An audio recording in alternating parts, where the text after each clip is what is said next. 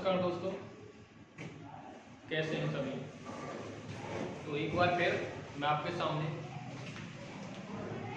आधुनिक इतिहास पर हम बात कर रहे हैं। तो उसकी आज हम तीसरी क्लास लेकर आए हैं। हमने 2 क्लास इतिहास आधुनिक इतिहास को लेकर की हैं, जिनमें हमने क्या क्या किया है उस पर आज हम चर्चा करेंगे, और आज हम क्या करने वाले हैं उस पर भी हम बात करेंगे। ठीक है, तो हमने अब तक की जो क्लासेस में हमने क्या क्या किया है, हमने किया है ब्रिटिश विस्तार किया है, ब्रिटिश विस्तार। इससे पहले हमने किया था ब्रिटिश यानी यूरोपीय के आगमन से पहले भारत की जो 18वीं सदी में क्या स्थिति उस पर भी हमने बात की थी। ठीक है, ब्रिटिश विस्तार में हमने ब्रिटिश नीतियां, लड़ाइयां देखी। सबसे पहले हमने देखा ब्रिटिश विस्तार में कर्नाटक युद्ध देखे, कर्नाटक युद्ध। ठीक है, कर्नाटक युद्ध में हमने संधियां भी देखी हैं। ठीक है, अडियार का युद्ध देखा। फिर से मैं रिवाइज करा रहा हूं, अडियार का युद्ध हुआ था 1746 में। उसके बाद हमने अंबूर की लड़ाई देखी,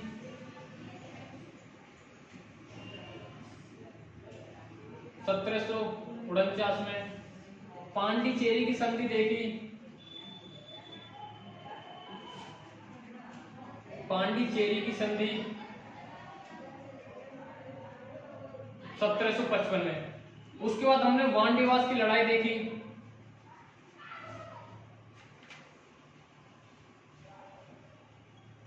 जिसमें अंग्रेजों को फ्रांसीसियों की निर्णायक हराती है 1760 में। ठीक है, उसके बाद हमने पेरिस संधि देखी, पेरिस की संधि 1763 में। इसमें फ्रांसीसी अंग्रेजों की सर्वसत्ता स्वीकार कर लेते हैं और वो भारत में केवल व्यापार पर ही निहित रहने का स्वीकार कर लेते हैं। ठीक है, ना ही वो कारखाने किलेबंदी करेंगे और ना ही वो सेना रखेंगे रक्षा के लिए, केवल वो व्यापार ही करेंगे। लेकिन इसके बावजूद भी फ्रांसीसियों ने अंग्रेजों का विरोध करना नहीं छोड़ा। वो अप्रत्यक्ष रूप से अंग्रेजों का विरोध कर रहे थे, यानी भारतीय शासकों के द्वारा। ठीक है, उसके बाद हमने बंगाल विजय देखी, बंगाल विजय पर हमने बात की है। बंगाल विजय में हमने प्लासी का युद्ध देखा। ठीक है, 1757 में। उसके बाद बक्सर का युद्ध देखा,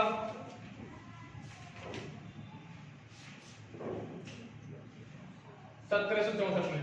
ठीक है, 1757 में ये युद्ध समाप्त होता है अलीनगर की संधि से,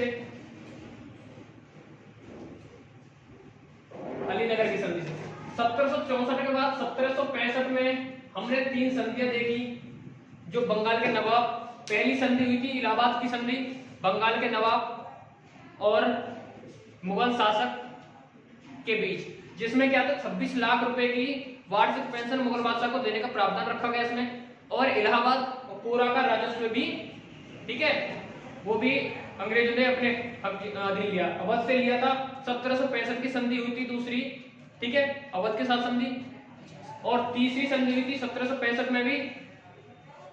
बंगाल के जो नवाब थे, क्या था, पहले नवाब कौन था, सिराजुद्दौला। ठीक है, उसको प्लासी के युद्ध में हरा दिया जाता है। उसके बाद मीर कासिम शासक बनता है, मीर कासिम को हटा के वो मीर जफर को शासक बनाते हैं।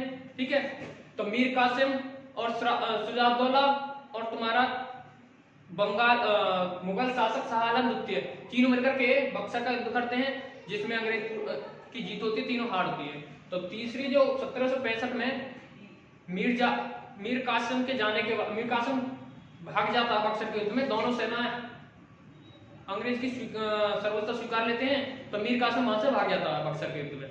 तो उसके बाद 1765 में नजमुद्दौला शासक बनता है, नजमुद्दौला शासक बनता है बंगाल का। इसका शासनकाल होता है 65 से 66। ठीक है, 1765 शासक, नजमुद्दौला शासक बनने के साथ ये, ठीक है, तो यहाँ पे फिर उसके बाद अंग्रेज द्वैत शासन की नीति अपनाते हैं। ठीक है, तो आज हम बात करेंगे भारत में द्वैत शासन की स्थापना, द्वैत शासन की नीति को, उसको देखेंगे। ठीक है, तो आज हम जो पढ़ने वाले हैं उस पर हम आज सारणी सी बना लेते हैं, क्या क्या हमें आज पढ़ना होगा। ठीक है,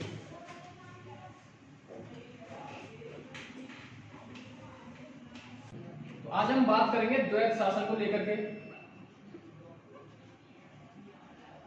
ठीक है, द्वैत शासन 1765 से 72। ठीक है, जिसमें अंग्रेज गवर्नर लॉर्ड क्लाइव,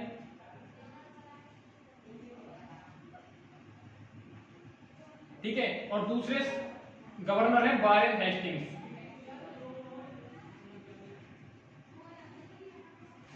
यानी शुरुआत कौन करता है? लॉर्ड क्लाइव, और समाप्त करता है वारेन हेस्टिंग्स। ठीक है, शुरू करता है लॉर्ड क्लाइव और समाप्त करता है वारेन हेस्टिंग्स। ठीक है, इसका कार्यकाल है 1772 से 85, और इसका कार्यकाल है 1757 से 63, और दूसरा कार्यकाल है 1765 से 67। ठीक है,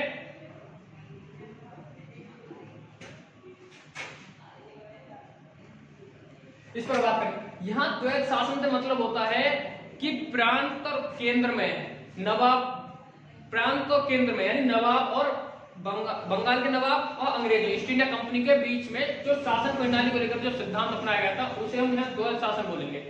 ठीक है, बंगाल के नवाब और ब्रिटिश कंपनी यानी अंग्रेजों के मध्य जो शासन को लेकर के संबंधित, ठीक है, इस शब्द का प्रयोग किया गया द्वैत शासन का।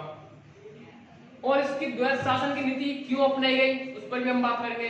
उसके बाद हम बात करेंगे आंग्ल मैसूर युद्ध, बात करेंगे अंग्रेजों के विस्तार में ही आंग्ल मैसूर युद्ध पर बात करेंगे। आंग्ल मैसूर युद्ध में हैदर अली की भूमिका, और उसके बाद टीपू सुल्तान को भी हम देखेंगे। ठीक है,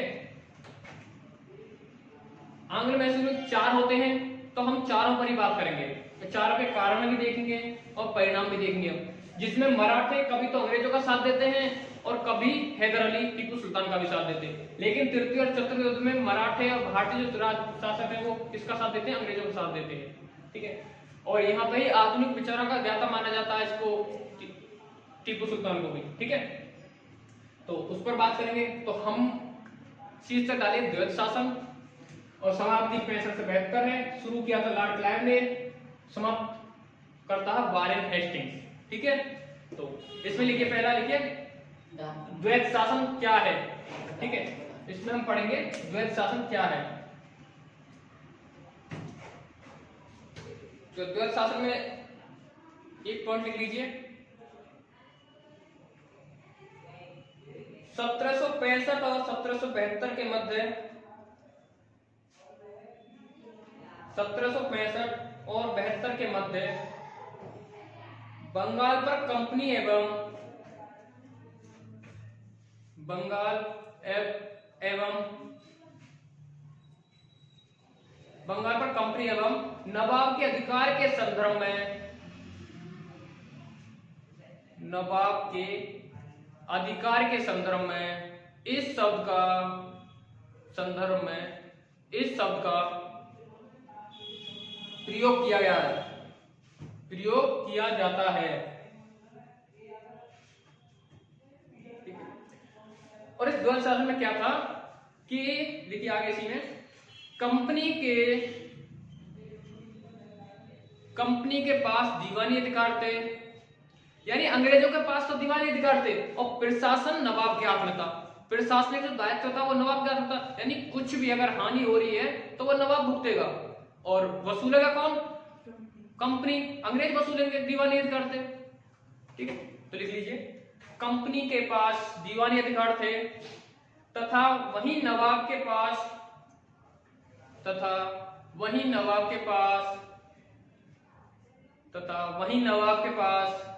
प्रशासनिक दायित्व या प्रशासनिक अधिकार।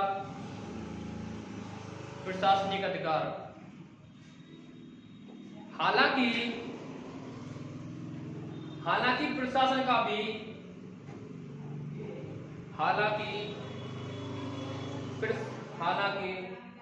प्रशासन का भी वास्तविक संचालन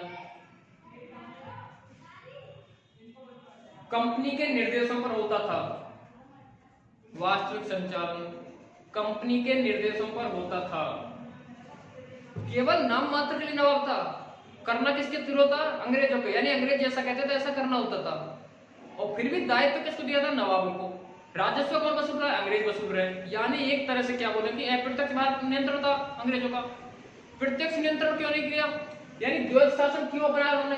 इसे द्वैध शासन बोलते हैं हम, ठीक है, इसे द्वैध शासन बोलते हैं। इसे क्यों अपनाया, इस पर भी हम बात करेंगे। इसलिए कि कोई अन्य भारतीय राजा विद्रोह न कर दें या और अन्य यूरोपीय कंपनी है वो विद्रोह न कर दें। दूसरा कारण ये भी रहा था कि भारतीयों पर शासन करने का उनको इतना अनुभव नहीं था। भाषा शैली अलग थी, संस्कृति अलग थी, इस तरह से भी वो नहीं चाहते कि कोई विद्रोह, तो वो अपने पैर जमा रहे थे। द्वैध शासन उन्होंने अपने कंट्रोल में लिया, कठपुतली तरह प्रयोग कर रहे थे वो, ठीक है। चलिए आगे लिखिए इसी में। इसलिए द्वैध शासन के संदर्भ में यह भी, इसलिए द्वैध शासन के संदर्भ में यह भी कहा जाता है, द्वैध शासन के संदर्भ में यह भी कहा जाता है कि समस्त अधिकार कंपनी के पास थे तथा दायित्व नवाब के पास।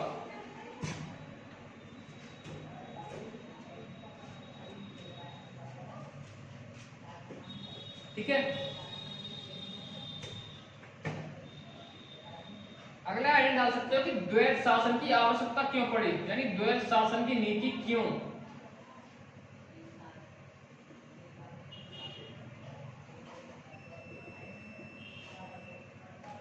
द्वैध शासन की नीति क्यों, ठीक है। इसमें लिख लीजिए 2-3 फैक्टर। देखिए, कंपनी को भारतीय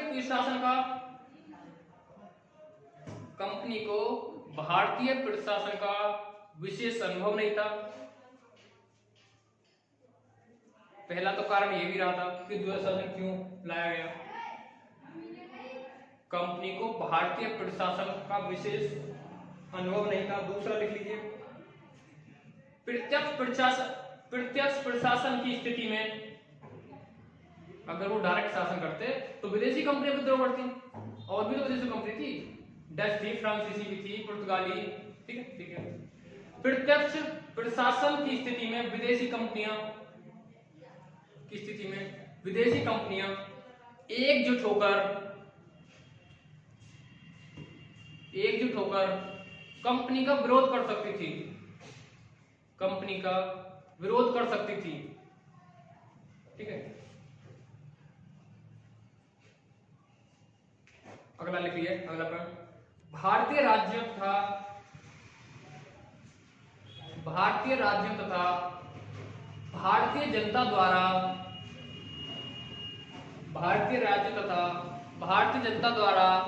भी विरोध किया जा सकता था। अगर वो डायरेक्ट शासन करते तो भारतीय जनता और भारतीय राज्य भी, जो और राज्य थे वो भी विरोध कर सकते थे, ठीक है। तो ये भी एक कारण रहा।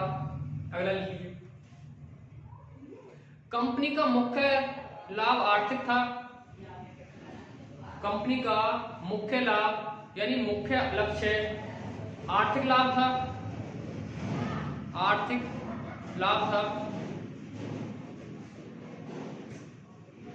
उन्हें तो आर्थिक लाभ कमाना था ना, उन्हें उससे क्या मतलब नहीं था, मतलब शासन नहीं, उन्हें तो निचोड़ना था, आर्थिक लाभ कमाना था। नेक्स्ट लिख लीजिए,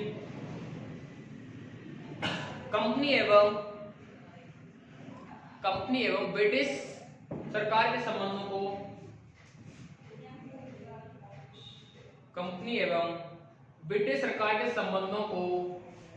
पुनः परिभाषित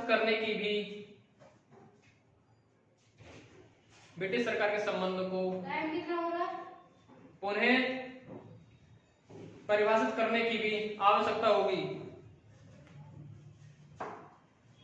12 बजे आवश्यकता होगी, क्योंकि कंपनी को व्यापारिक उद्देश्य से अनुबंध पत्र या चार्टर दिए गए।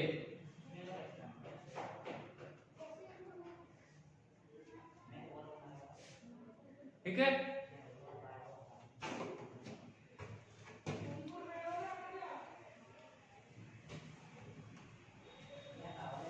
अब बात करेंगे हम आंग्ल मैसूर युद्ध को लेकर के। ठीक है,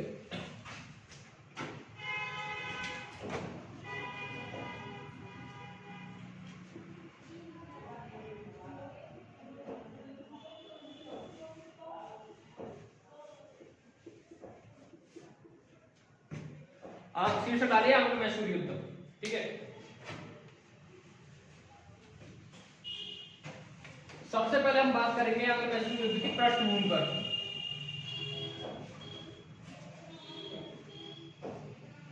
आंग्ल मैसूर युद्ध की पृष्ठभूमि पर बात करेंगे। ठीक है, आंग्ल मैसूर युद्ध की पृष्ठभूमि क्या रही थी? देखिए, मैसूर में बड़ियार वंश के बड़ियार वंश के चिपका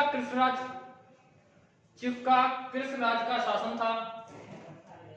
चिपका कृष्णराज का शासन था।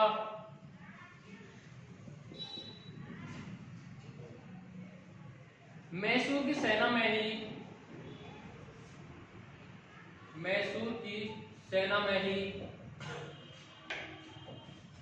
हैदर अली एक सामान्य सैनिक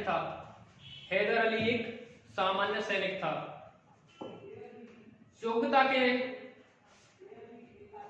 योग्यता के बल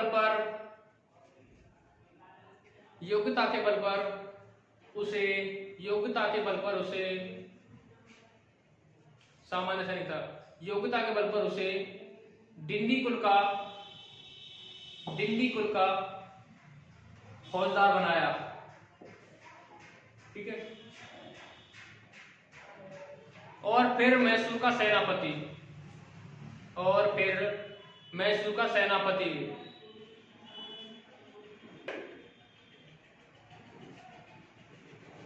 नेक्स्ट लिखिए इसी में 1761 में हैदर ने मैसूर की सत्ता पर 1761 में हैदर ने मैसूर की सत्ता पर नियंत्रण स्थापित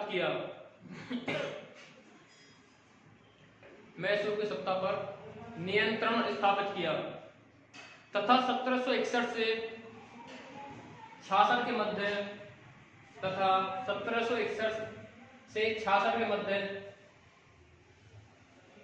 मध्य समकालीन परिस्थितियों का लाभ उठाते हुए वर्तमान कर्नाटक, केरल एवं तमिलनाडु के बड़े भूभाग पर नियंत्रण स्थापित किया। यानी उस समय क्या था कि जो भारत की जो स्थिति 18वीं सदी में क्या थी कि सभी जो शासक वर्ग थे यानी राजा जो भी थे वो अपने क्षेत्र विशेष में ही एक अपने आप को राजा घोषित कर रहे थे, क्षेत्र विशेष पर ही अधिकार जमाने का स्थापित कर रहे थे। वो किसी में भी राष्ट्रीय एकता का भाव नहीं था, ना ही कोई राष्ट्रीय क्षेत्र थी, देश के प्रति कोई भी भाव नहीं था। वो केवल आर्थिक लाभ ही लेना चाह रहे थे, यानी किसी तरह से वो अपना ही क्षेत्र में अपना ही राज्य स्थापित करना चाहते थे हर कोई। यानी अगर जैसे ही मुगल शासक औरंगजेब की मृत्यु हो जाती उसके बाद ही छोटे-छोटे राज्य विभक्त हो गया था भारत, तो उनके सबके प्रति अपने प्रति ही अपना एक अलग स्थापित करने की नीति थी सबकी। ठीक है, ऐसे ही उत्तराधिकार को लेकर हर में संघर्ष था, हर राज्य में उत्तराधिकार को लेकर संघर्ष था। इसका परिस्थितियों का इसलिए हैदर अली ने फायदा उठाया। ठीक है, और इसने क्या किया, केरल तमिलनाडु वाले हिस्से को अपने में ही मिला लिया, तो इस पर पूरा नियंत्रण हो गया मैसूर पर इसका। उसके बाद लिखिए आगे 1761 में ही मराठों की पराजय। 1761 में ही मराठों से किसका युद्ध हुआ था, जहां मराठों की पराजय होती है। तथा 1764 में बंगाल में अंग्रेजों की सक्रियता बंगाल में अंग्रेजों की सक्रियता का लाभ उठाया। यानी अंग्रेज बंगाल में भी थे, मराठे पराजय हो गए थे, तो उसका भी इसने लाभ उठाया और अपने आप को स्वतंत्र राज्य स्थापित में बहुत बड़ी भूमिका निभाई। ठीक है, चलिए नेक्स्ट लिखिए। हैदर की विस्तारवादी या आक्रामक नीति में से विस्तारवादी या आक्रामक नीति से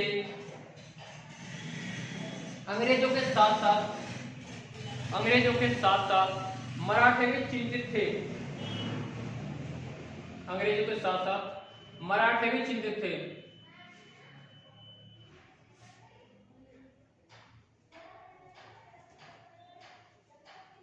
मराठे भी चिंतित थे। इनकी वह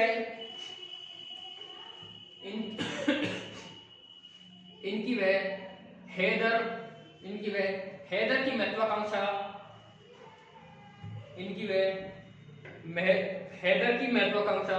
प्रथम आंग्ल मैसूर युद्ध का कारण बनी।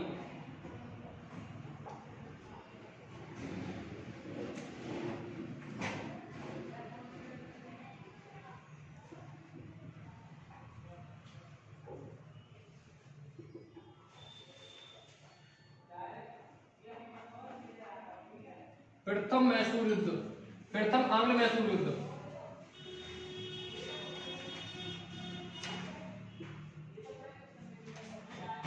अंग्रेज और हैदर के साथ। ठीक है, प्रथम आंग्ल मैसूर युद्ध।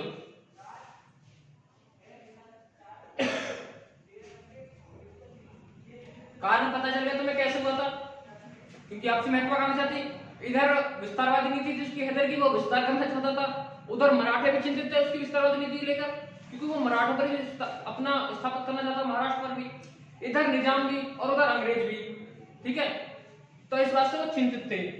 तो इसी वजह से प्रथम आंग्ल मैसूर युद्ध होता है 67 से 69 के बीच। इसमें लिख लीजिए 1769 में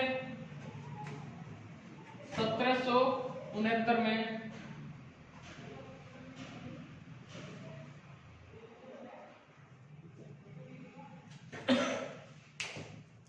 1769 में मद्रास की संधि के द्वारा युद्ध बराबरी पर समाप्त हुआ।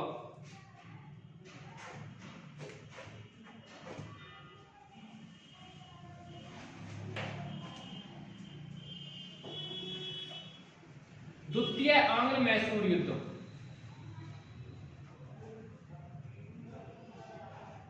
सत्रह सौ 80 से 84 के मध्य।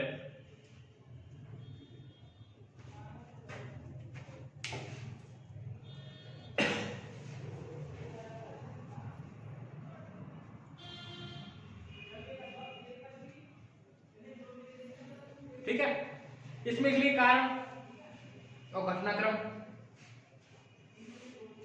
तो कारण तो वही है, अंग्रेजों की महत्वाकांक्षा, हैदर की महत्वाकांक्षा, यानी दोनों की आपसी महत्वाकांक्षा दोनों की। ठीक है, तथा लिख लिए तथा हैदर ने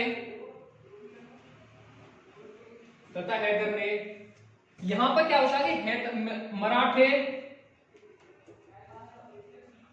और निजाम को साथ ले लेता है हैदर, तथा हैदर ने मराठे एवं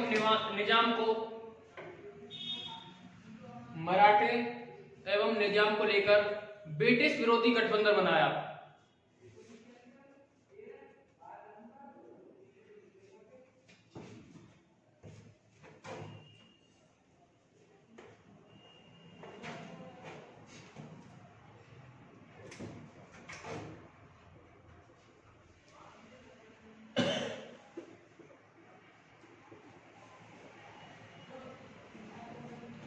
परिणाम भी लिख सकते हो,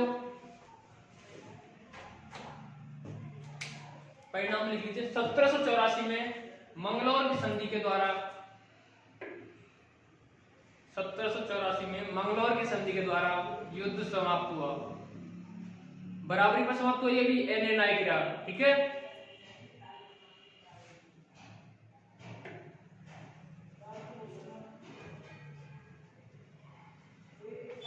नोट करके लिख लीजिए।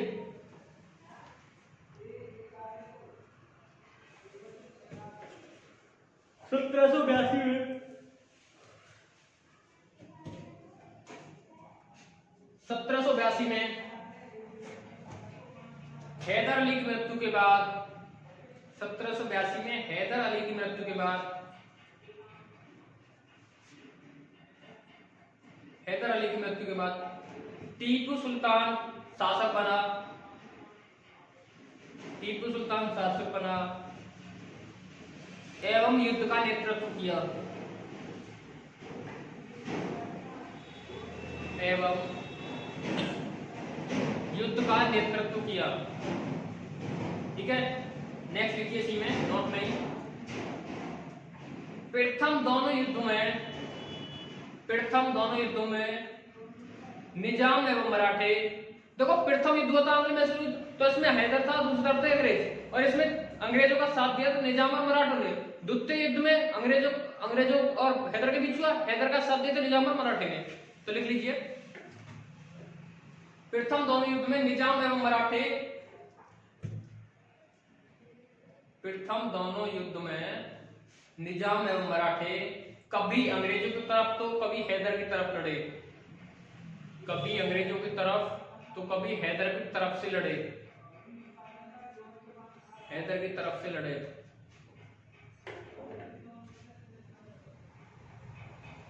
नेक्स्ट है इसमें तृतीय एवं चतुर्थ में तृतीय एवं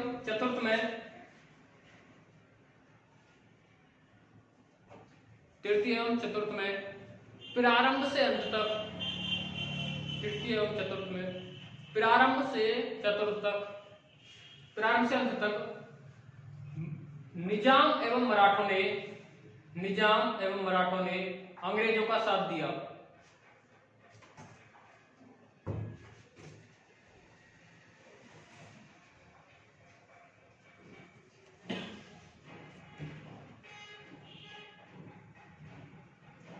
हैदर और उसके बाद टीपू सुल्तान एक सहिष्णु व्यक्ति था। ठीक है, वो किसी भी धर्म को महत्व नहीं करता, यानी सभी को मानता था वो।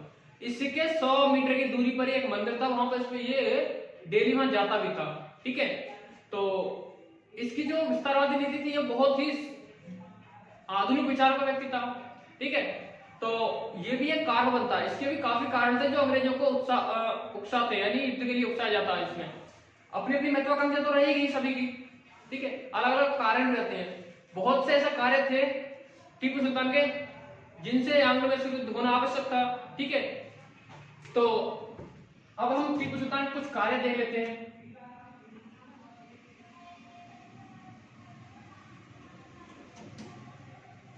टीपू सुल्तान के कार्य,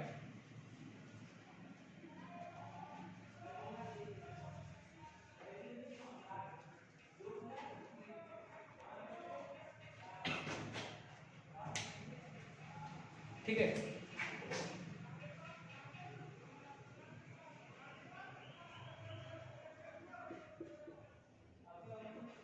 पहला लिख लीजिए आर्थिक क्षेत्र में क्या क्या बदलाव किए थे।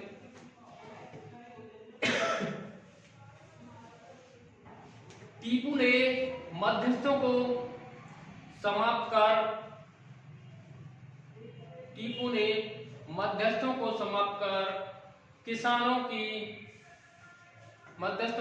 कर किसानों से प्रत्यक्ष संपर्क स्थापित किया और इससे राज्य की आय में भी वृद्धि हुई।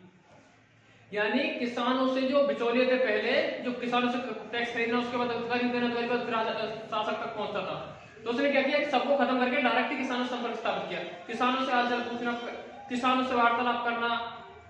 ठीक है, तो किसानों के प्रति इसने बहुत ही उपाय किए, सिंचाई के क्षेत्र में नए नए उपाय करना, नए नए तकनीकी लोगों ने वैज्ञानिक क्षेत्र में। तो अंग्रेज ऐसा भी बताते हैं कि जब अंग्रेजों ने देखा कि मैसूर के किसान बंगाल के किसान से ज्यादा सामर्थ्य थे, ठीक है, खुशहाल और सामर्थ्य थे मैसूर के किसान, तो इससे भी जब किसानों को जब सीधा संपर्क होगा, उनको आय वृद्धि होगी, तो वो भी ज्यादा मुनाफा देंगे, तो उससे उसकी आय बढ़ेगी, बिचौले खत्म हो जाएंगे, भ्रष्टाचार कुछ हद तक समाप्त होगा। ठीक है, नेक्स्ट लिखिए यूरोपियन कंपनियों की तरह टीपू भी यूरोपियन कंपनी की तरह टीपू भी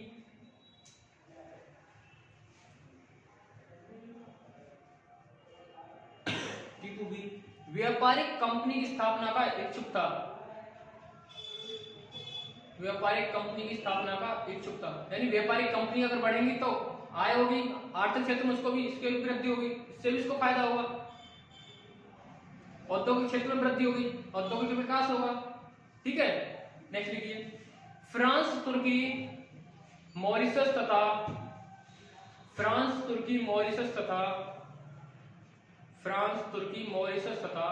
अरब राष्ट्रों से संपर्क स्थापित कर व्यापार को बढ़ाने की कोशिश की।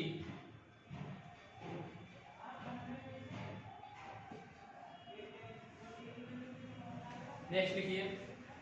टीपू सैनिक कारणों से भी आर्थिक सुधारों पर बल देता था।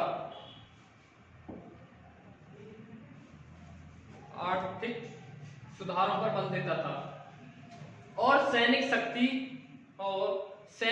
के लिए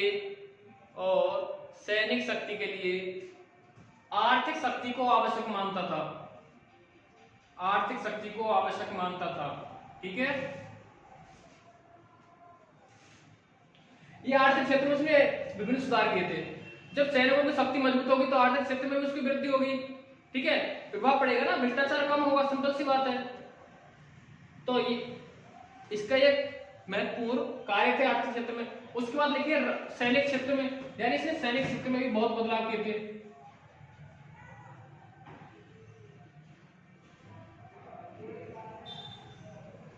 सैनिक क्षेत्र में लिख लीजिए, अब पहला पॉइंट लिखिए।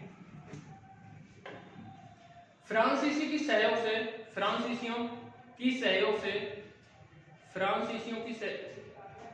से सेना का आधुनिकीकरण किया। तो गोला बंदूक और अच्छे उन्हें टेक्निक सिखाई गई। सेना का आधुनिकीकरण किया।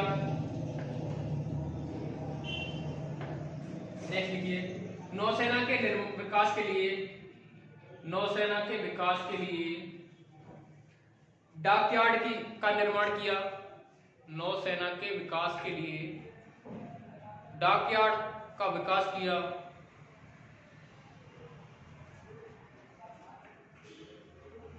नेक्स्ट लिखिए। ब्रिटिश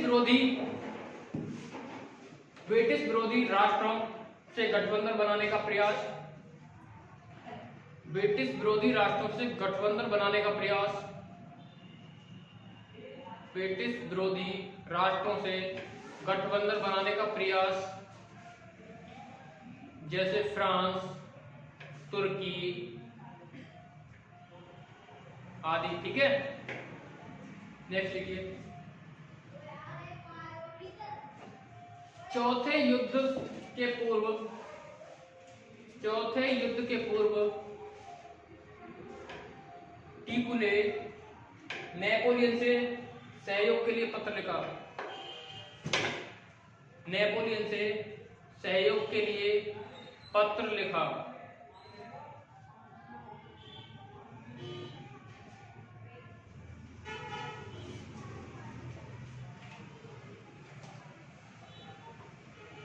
ठीक है, नेक्स्ट पॉइंट लिखिए। आधुनिक विचारों का प्रभाव।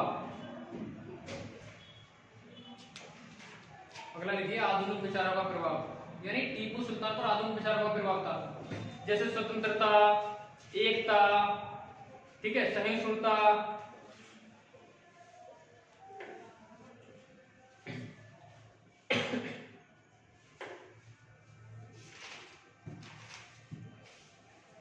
लिखिए इसमें फ्रांसीसी क्रांति।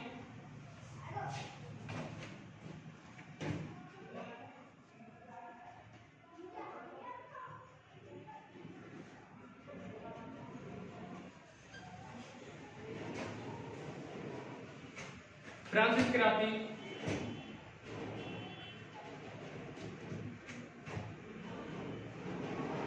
ठीक है, फ्रांसीसी क्रांति 1789 क्वेश्चन मिलेगा 1789 से 99। फ्रांसीसी क्रांति से संबंधित समानता स्वतंत्रता जैसे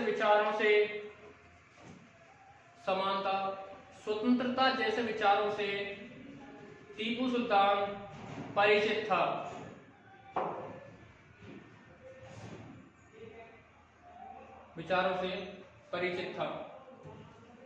श्रीरंगपट्टनम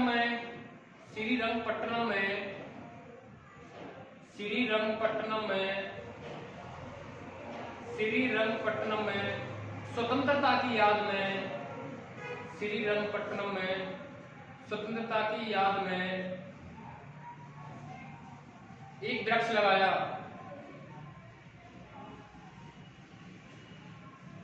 नेक्स्ट देखिए, फ्रांसीसी क्रांति से संबंधित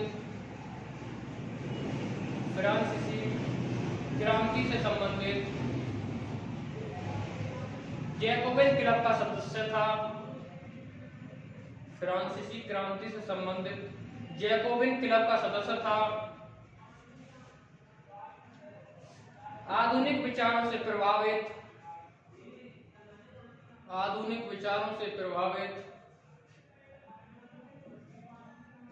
भारत का कोई भी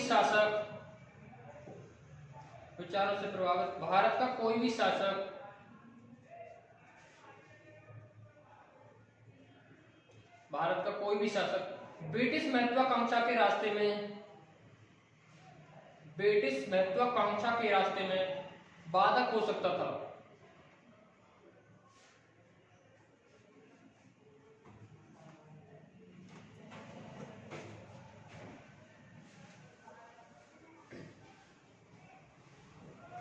ठीक है, ये कारण रहे थे तृतीय मैसूर युद्ध के। ठीक है, तृतीय आंग्ल मैसूर युद्ध 1792। ठीक है,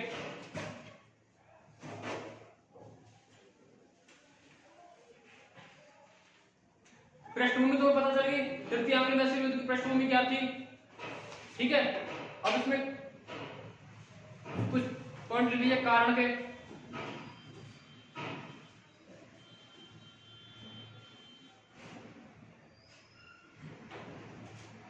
देखिए,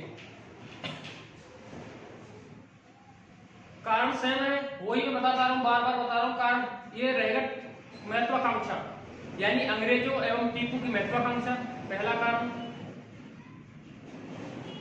दूसरा लिख लीजिए, अंग्रेजों एवं टीपू की महत्वाकांक्षा।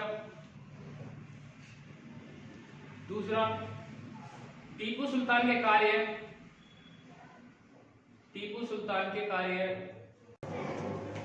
नेक्स्ट लिखिए, फ्रांसीसी क्रांति एवं फ्रांस में राजनीतिक अस्थिरता। फ्रांसीसी क्रांति एवं फ्रांस में राजनीतिक अस्थिरता।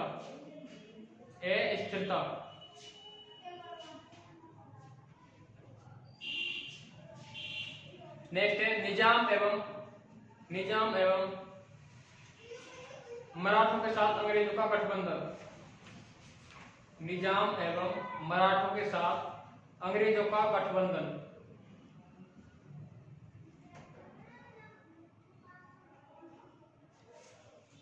ठीक है, कारण हो गए। अब परिणाम लिख लीजिए, इसके परिणाम क्या निकले। परिणाम में भी कुछ पॉइंट लिख लीजिए, 2-3 पॉइंट।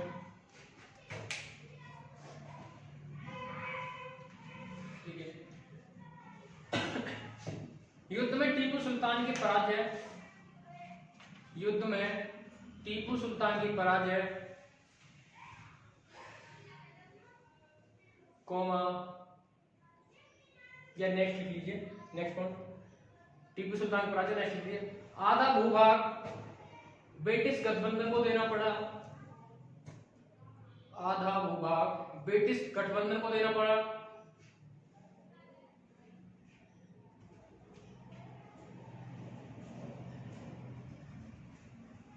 तथा दो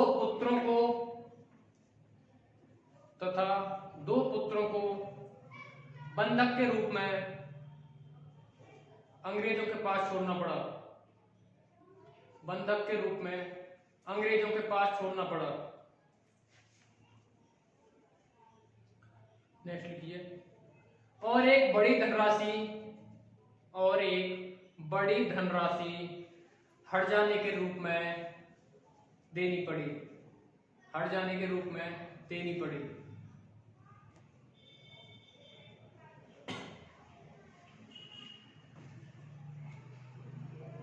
क्वेश्चन कर लीजिए। 1792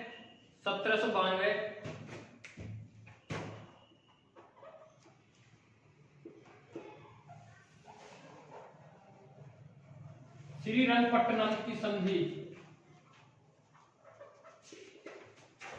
1792 श्रीरंगपट्टनम की संधि के द्वारा युद्ध समाप्त।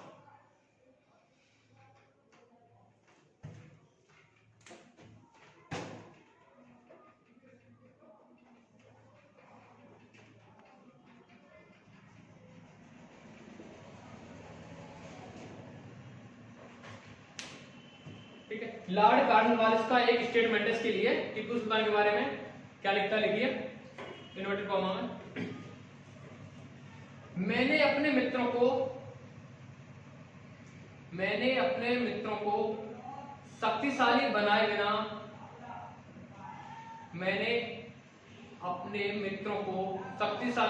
बिना शत्रु को कमजोर कर दिया।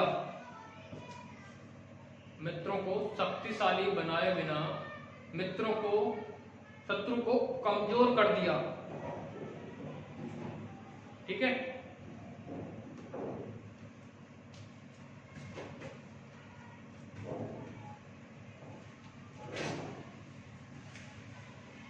उसके बाद होता है तुम्हारा चतुर्थ आंग्ल मैसूर युद्ध।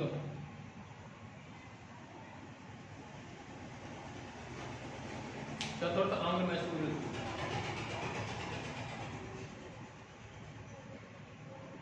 कारण वही है सेम। ठीक है। परिणाम लिख लीजिए, एक दो पॉइंट परिणाम में देखिए। टीपू सुल्तान की पराजय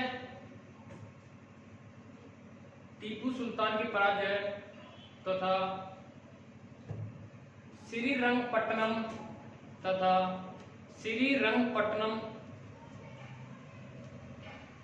में युद्ध के दौरान टीपू की मृत्यु। श्रीरंगपट्टनम में युद्ध के दौरान टीपू की मृत्यु।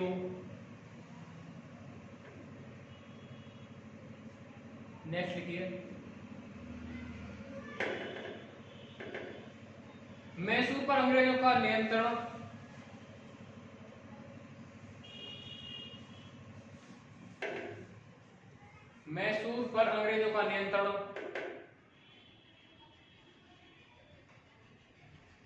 तथा मैसूर का एक छोटा सा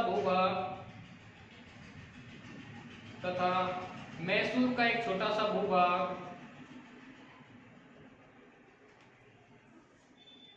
बडियार वंश के उत्तराधिकारी को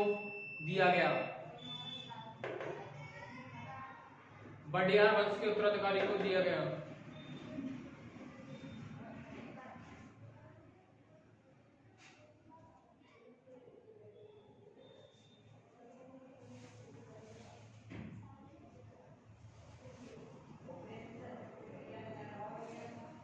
ठीक है। यहां पर आंग्ल मैसूर युद्ध के बाद फिर क्या होता है, फिर गवर्नर आ जाते हैं। कुछ महत्वपूर्ण गवर्नर हैं, उनके बारे में भी हम चर्चा करेंगे। ठीक है। जैसे महत्वपूर्ण गवर्नर जिस किलाए में तुम्हारा 57 से 60। ठीक है। दूसरी बार वो 65 से 67 है। ठीक है। उसके बाद वारेन हेस्टिंग।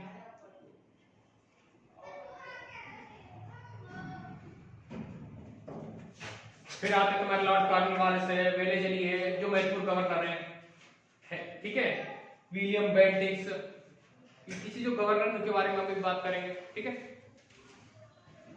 और कुछ क्वेश्चन लिख लीजिए, ठीक है।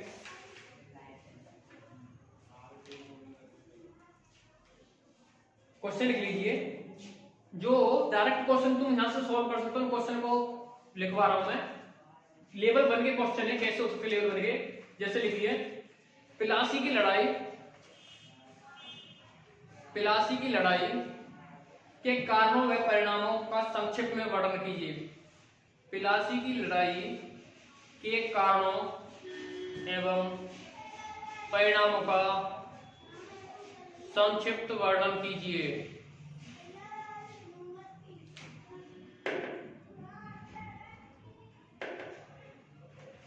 ठीक है,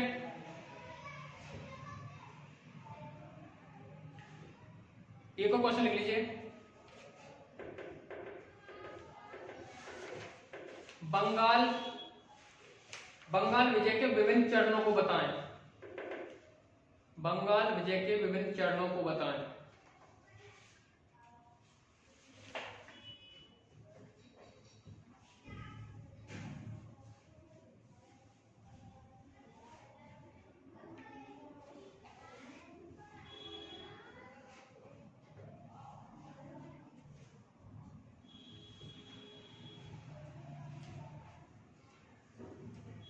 अब लिख लीजिए, एक और क्वेश्चन लिख लीजिए, 18वीं सदी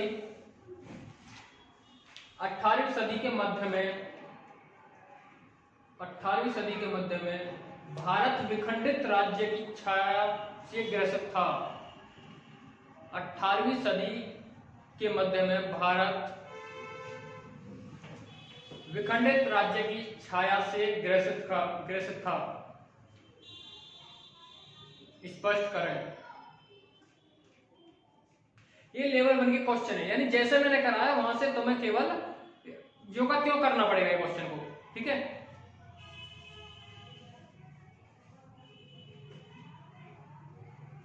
कर लोगे ना, ये ज्यों का त्यों ही करना, तो ज्यादा नहीं, इसमें कुछ ज्यादा सोचना नहीं। ये पहले लेवल 1 के ही, इसके बाद में तो मैं आगे अगले लेवल के भी क्वेश्चन दूंगा, लेकिन पहले तो मैंने करके दिखाइएगा, ठीक है।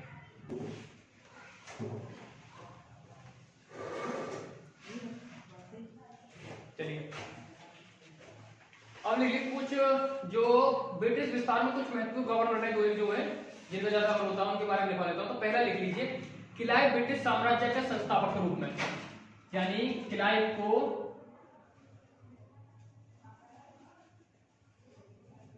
ब्रिटिश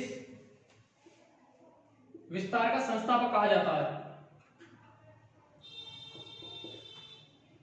क्यों कहा जाता है उस पर हम बात करेंगे। कर्नाटक युद्ध में इसकी भूमिका थी, ठीक है। कलकत्ता पर नियंत्रण में इसकी भूमिका थी, तो ठीक है, तो इस वजह से इसे ब्रिटिश विस्तार का संस्थापक कहा जाता है। बहुत बड़ी भूमिका रही है इसकी। कर्नाटक युद्ध रहा तुम्हारा, ठीक है। बंगाल पर भी इसका कलकत्ता पर जो नियंत्रण किया था, इसमें बहुत बड़ी भूमिका रही थी। तो उसके बारे में लिख लीजिए कुछ, थोड़ा सा एक दो पॉइंट लिख लीजिए। नंबर 1 लिख लीजिए, द्वितीय कर्नाटक युद्ध में क्लाइव की भूमिका। द्वितीय कर्नाटक युद्ध में क्लाइव की भूमिका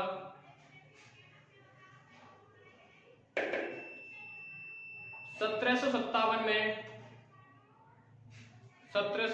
में कलकत्ता पर पुनः नियंत्रण,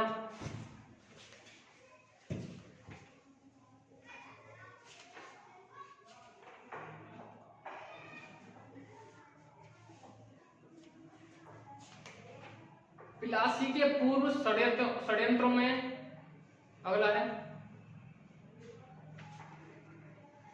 प्लासी के पूर्व षड्यंत्रों में क्लाइव की भूमिका।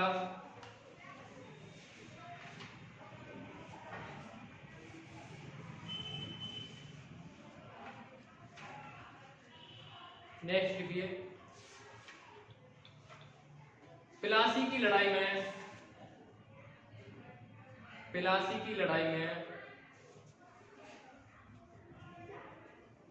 जीत एवं प्लासी के पश्चात, प्लासी की लड़ाई में जीत एवं प्लासी के पश्चात बंगाल पर अप्रत्यक्ष नियंत्रण की नीति।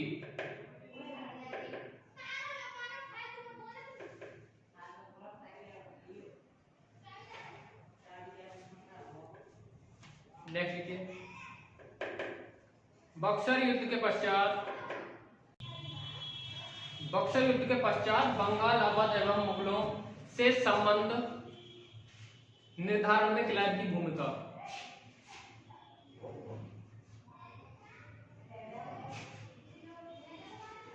ठीक है, इस वजह से इसे विस्तार का संस्थापक आ गया है।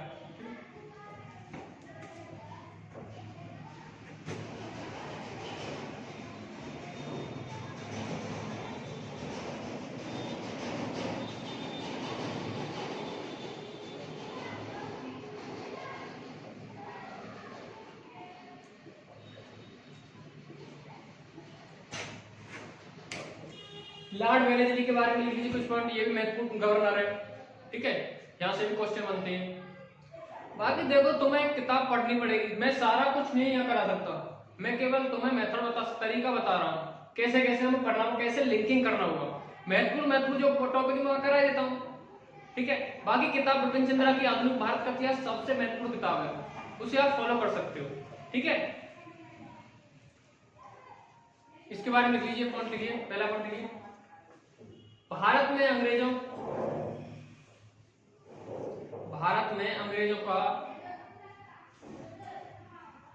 अंग्रेजों का द्वितीय सर्वाधिक साम्राज्य विस्तार, अंग्रेजों का द्वितीय सर्वाधिक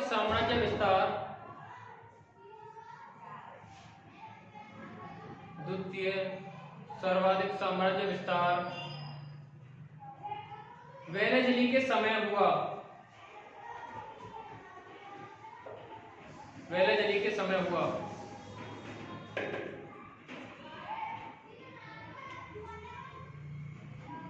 वेलेस्ली जिस समय, भाई प्रथम विस्तार किसके समय हुआ? क्लाइव के समय। दूसरी बार जो विस्तार हो सर्वाधिक लॉर्ड वेलेस्ली के समय से। लिख लीजिए, वेलेस्ली जिस समय गवर्नर बनकर आया,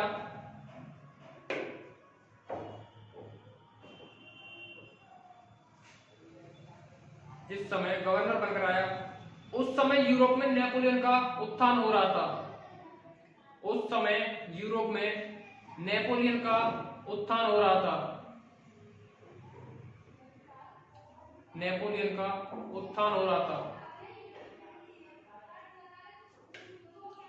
नेक्स्ट पॉइंट लिखिए,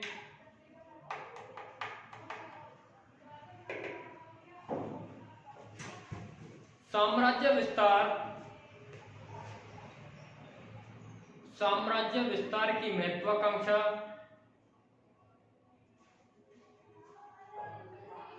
तथा नेपोलियन से भारत को सुरक्षित रखने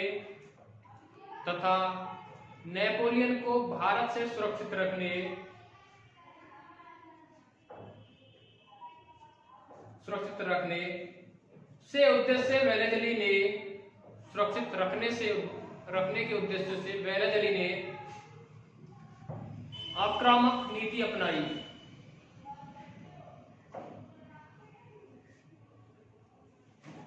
नेक्स्ट लिखिए, चतुर्थ मैसूर युद्ध में टीपू को पराजित कर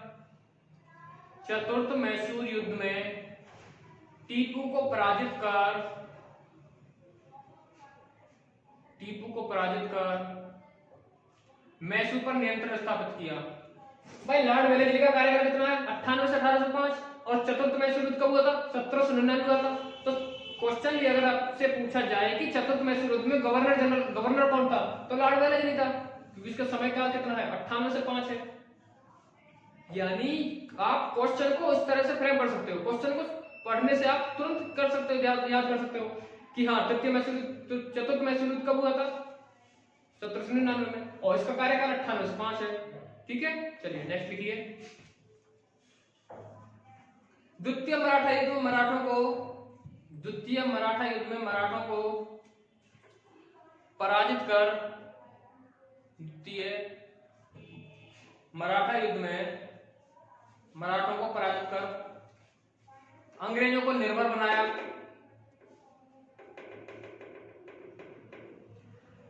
नेक्स्ट लिखिए,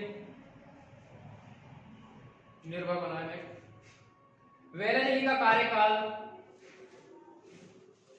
वेलेजली का कार्यकाल सहायक संधि की नीति को लेकर, वेलेजली का कार्यकाल सहायक संधि की नीति को लेकर विशेष तौर पर चर्चित रहा।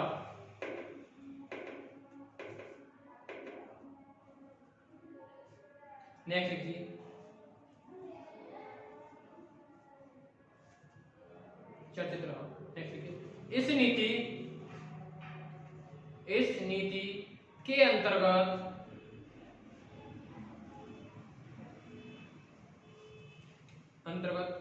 भारतीय राज्यों को सुरक्षा की दृष्टि से अंग्रेजों को निर्भर बनाया गया।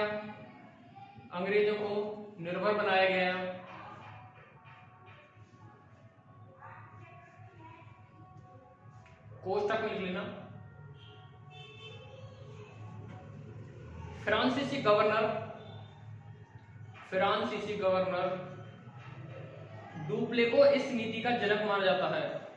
फ्रांसीसी गवर्नर डुप्ले को इस नीति का जनक माना जाता है।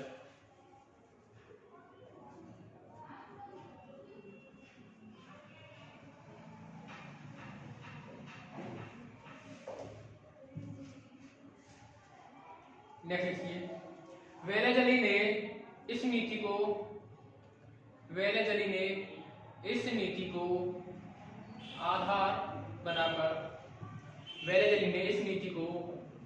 आधार बनाकर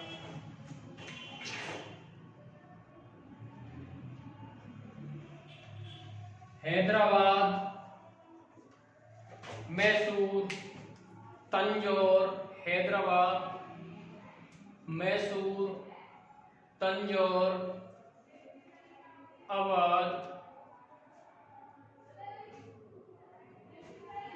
अवध,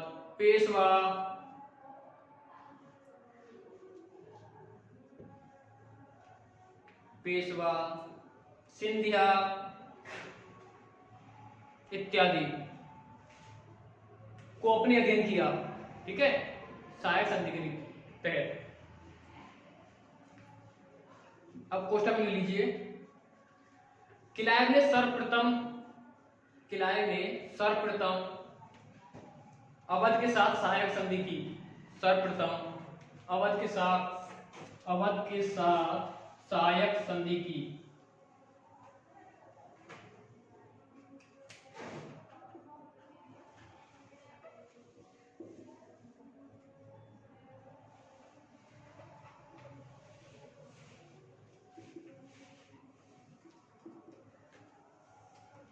संधि के प्रावधान एवं शर्तें। अब लिख लीजिए, संधि के बारे में लिख लीजिए, संधि क्या है, ये संधि सहायक संधि क्या है, तो इसकी प्रावधान एवं शर्तें, यानी क्या प्रावधान है, क्या शर्तें इसकी।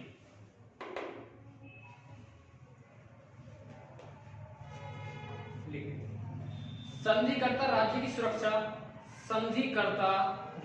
सुरक्षा अंग्रेजों पर होगी, यानी संधि जिस राज्य के साथ होगी उस राज्य की सुरक्षा की जिम्मेदारी अंग्रेजों को होगी, और उसकी अदायगी कौन करेगा? सरकार, नवाब करेंगे, यानी शासक करेगा, शासक वर्ग जो होगा। ठीक है,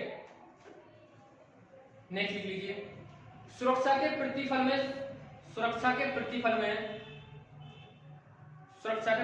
में संबंधित राज्य अंग्रेजों को संप्रभुता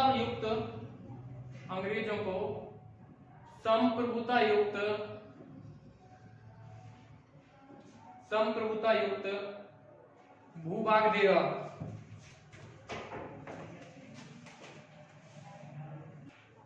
कोष्टक में लिख लो, वेलेजली से पूर्व पैसे दिए जाते थे। वेलेजरी से पूर्व पैसे दिए जाते थे। ठीक है, नेक्स्ट लिखिए, निर्भर राज्यों, नेक्स्ट, निर्भर राज्यों की विदेश नीति की, निर्भर राज्यों की विदेश नीति भी अंग्रेजों के द्वारा संचालित हो गई। विदेश नीति भी अंग्रेजों के द्वारा संचालित होगी। नेक्स्ट लिखिए, संधिकर्ता राज्य, संधिकर्ता राज्य अंग्रेजों की अनुमति के बिना, संधिकर्ता राज्य अंग्रेजों की अनुमति के बिना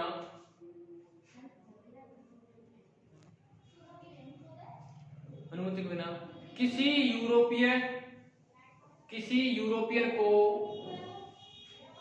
सेवा में न रखेंगे, किसी यूरोपियन को सेवा में न रखेंगे। नेक्स्ट लिखिए, संधिकर्ता राज्य, संधिकर्ता राज्यों के दरबार में, संधिकर्ता राज्यों के दरबार में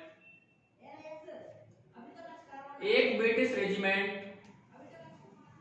या अधिकारी, एक ब्रिटिश अधिकारी होगा, एक ब्रिटिश अधिकारी होगा और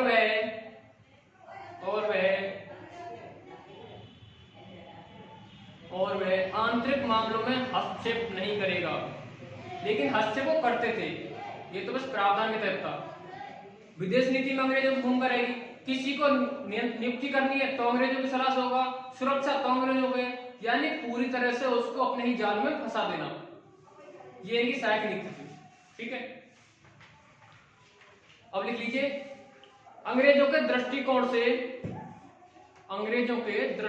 से इस संधि का महत्व, अंग्रेजों के दृष्टिकोण से इस संधि का महत्व, यानी इस संधि को हम किस प्रकार देख सकते हैं, इस संधि से क्या महत्व मिला अंग्रेजों को। ठीक है, लिखिए, 2-3 पॉइंट इसमें लिख लीजिए। पहला लिखिए, संप्रभुता युक्त भूभाग के कारण, संप्रभुता युक्त भूभाग के कारण ब्रिटिश साम्राज्य का विस्तार हुआ, ब्रिटिश साम्राज्य का विस्तार हुआ।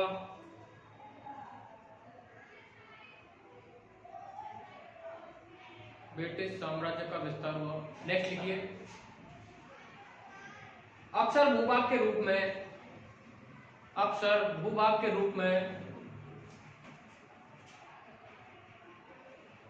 अक्सर भूभाग के रूप में सामरिक, भूभाग के रूप में सामरिक या आर्थिक महत्व,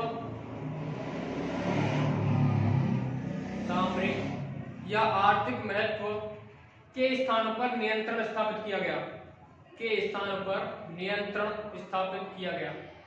सामरिक का मतलब होता है सुरक्षा की दृष्टि से महत्वपूर्ण। ठीक है, नेक्स्ट लिखिए, अंग्रेजों पर सैन्य निर्भरता,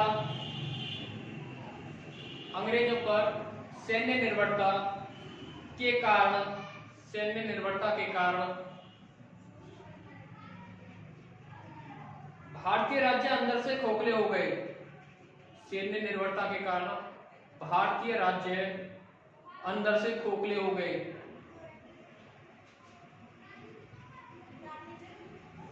इसी सेना का उपयोग, इसी सेना का उपयोग, इसी सेना का उपयोग अंग्रेजों ने साम्राज्य की सुरक्षा,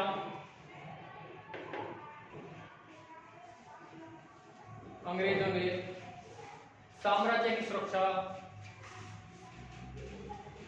साम्राज्य की सुरक्षा, विद्रोहों का दमन, विद्रोहों का दमन तथा साम्राज्य विस्तार के लिए किया, तथा साम्राज्य विस्तार के लिए किया।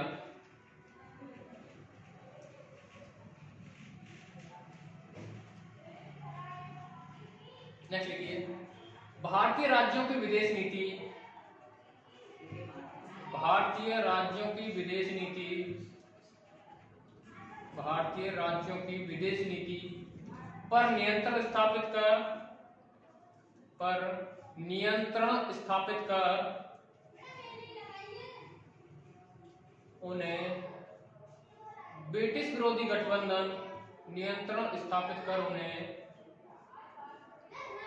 ब्रिटिश विरोधी गठबंधन बनाने से रोका एवं ब्रिटिश विरोधी राष्ट्रों से संबंधित, ब्रिटिश विरोधी राष्ट्रों से संबंधित स्थापित करने से भी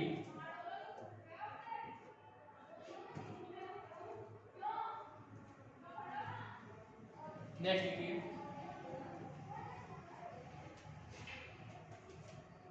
ब्रिटिश रेजिडेंट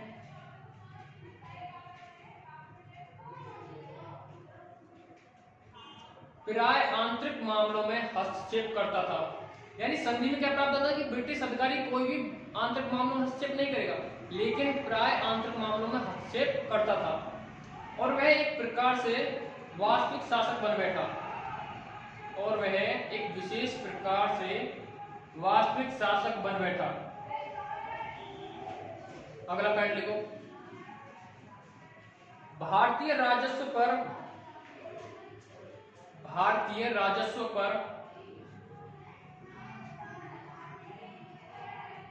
एक विशाल सेना का गठन, भारतीय राजस्व पर एक विशाल सेना का गठन, एक विशाल सेना का गठन तथा निर्भर राज्यों में अंग्रेजों को